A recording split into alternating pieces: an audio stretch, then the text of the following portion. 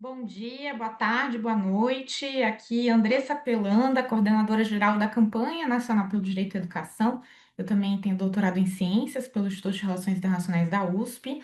E hoje nós vamos falar sobre planos de educação, e seus monitoramentos.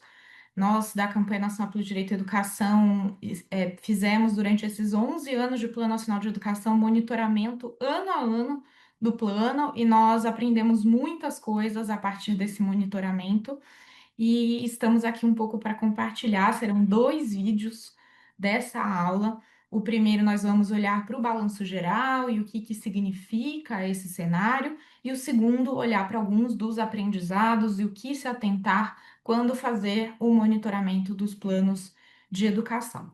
Então, vamos lá. Primeiro, por que a necessidade de monitorar os planos de educação, seja nacionais, estaduais, distrital ou municipais? Então, primeiro, o que é óbvio, e especialmente dado o público desse curso, é a questão da necessidade de controles interno e externo, do Plano Nacional de Educação, das políticas educacionais, dado que os planos são a espinha dorsal das políticas educacionais. Em segundo lugar, e muito importante, é a questão da participação social, que esse monitoramento não seja restrito aos órgãos de controle, mas também passe pelos fóruns de educação, nos vários níveis da federação, porque a partir do momento que a população, a comunidade educacional, os sujeitos de direito também participam desse processo de monitoramento e conseguem conhecer a situação das políticas educacionais, é possível que eles se engajem mais fortemente na demanda para a implementação dessas políticas, que é um termo na ciência política que a gente chama de enforcement, né? Então, a pressão pela aplicação daqueles compromissos legais assumidos pelo Estado.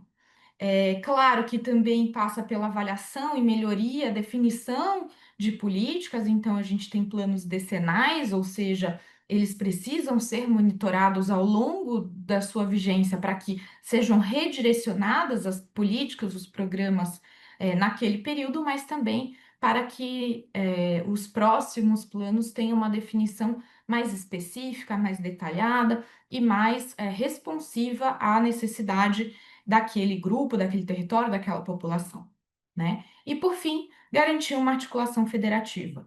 Nós temos, na essência do que deveria, né, ainda não temos mais dos debates sobre o Sistema Nacional de Educação, a importância de ter esse processo de avaliação e monitoramento, de forma a também direcionar as responsabilidades sobre a aplicação daqueles planos.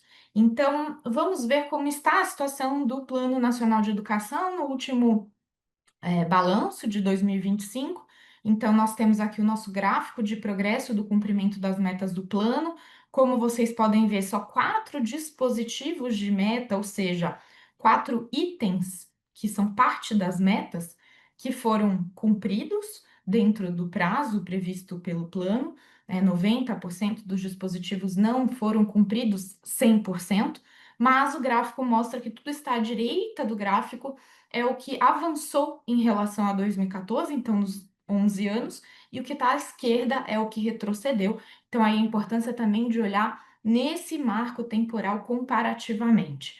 Nós temos, nesse caso, à esquerda, 13% que estão em retrocesso, e um dado bastante importante a se atentar é que 35% está em lacuna de dados, ou seja, não sabemos como está a situação, porque ou o dado não é levantado, e aí é o caso, por exemplo, de dados sobre a população indígena, que em boa parte das metas estratégias nós não temos esse dado desagregado, mas também por falta de divulgação desse dado. Desde 2022, o INEP deixou de divulgar a parte dos microdados do censo escolar, e nós temos tentado que isso volte a ser divulgado de forma a possibilitar a pesquisa, o monitoramento e a avaliação participativa dos planos. Então, nós temos aí as metas, os dispositivos de metas que foram cumpridos. 11B, participação da rede pública na expansão de matrículas de educação profissional técnica de nível médio, né? Isso não é algo que foi feito de investimento específico nessa participação da rede pública nas matrículas, não foi feito investimento específico em educação profissional técnica, isso é fruto é uma consequência é, indireta do novo ensino médio, que traz, né, uma parte da educação como profissional. A meta 13A2 é o percentual de docentes de ensino superior com mestrado ou doutorado, que é uma meta que já nasceu praticamente cumprida, e o dado das universidades públicas puxa essa meta para cima. E aí a meta 14, a única que foi cumprida na sua integralidade, é o número de mestres titulados e doutores titulados, que tinha uma meta também muito pouco ousada em 2014 e que, na verdade, só foi cumprida este ano na sua integralidade.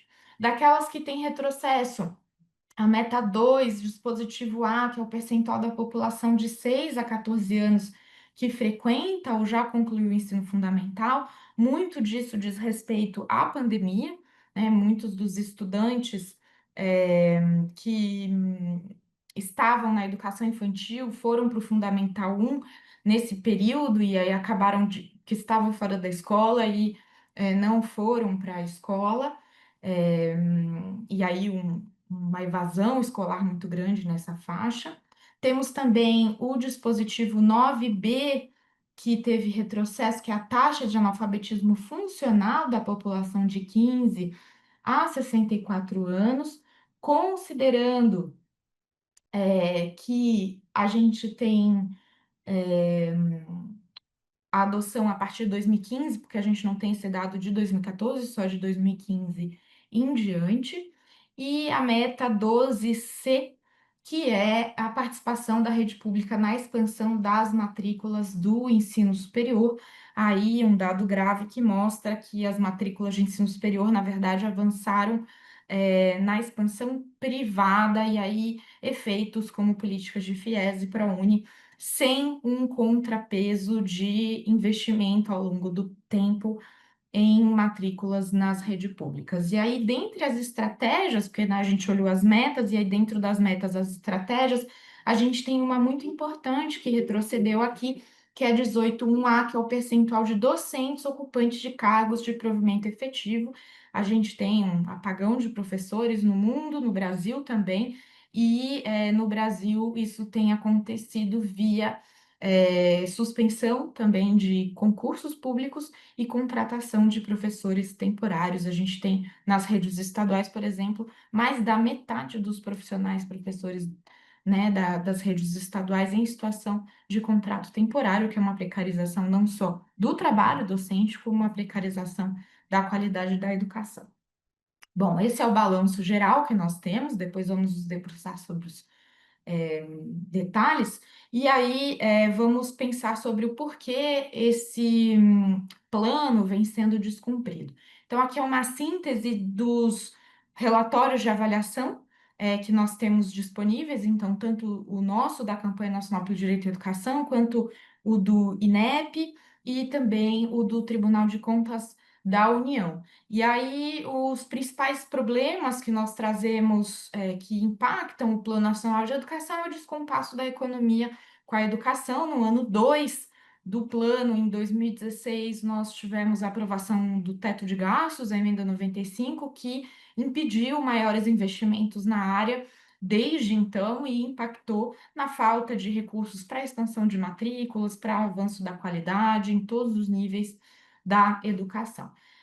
Além disso, a gente teve nesse período ações que vieram na contramão do plano, desde restrições do espaço cívico a questões de gestão democrática, programas como militarização de escolas, que vai na contramão do plano, por exemplo, mas também políticas como a reforma do ensino médio, que reduz o currículo para a área, em vez de expandir, aprofundar e ser feito de forma dialógica com gestão democrática. Bom, esses são pontos centrais aí na base, mas existem questões específicas e da máquina burocrática que também impactaram. Então, primeiro, é, a falta de responsabilidades nitidamente definidas no texto da lei. ainda que ó, várias já estejam definidas tanto na Constituição Federal como na Lei de Diretrizes e Bases, a gente não tem um Sistema Nacional de Educação que faça essa organização acontecer. E, além disso, leis orçamentárias a nível federal, subnacionais, foram aprovadas sem prever rubricas específicas com base nos planos de educação. Então, a gente não teve um orçamento dedicado também a esses planos para que eles pudessem ser cumpridos. É claro que a pandemia de Covid-19 teve um papel, e aí a gente pode citar a Meta 2 de ensino fundamental como um exemplo, mas ela não é estrutural para o descompasso e o descumprimento dos planos, dado que essas outras problemáticas estruturais já estavam em voga antes da pandemia de Covid-19, então ela só veio sobrepor as problemáticas que já existiam.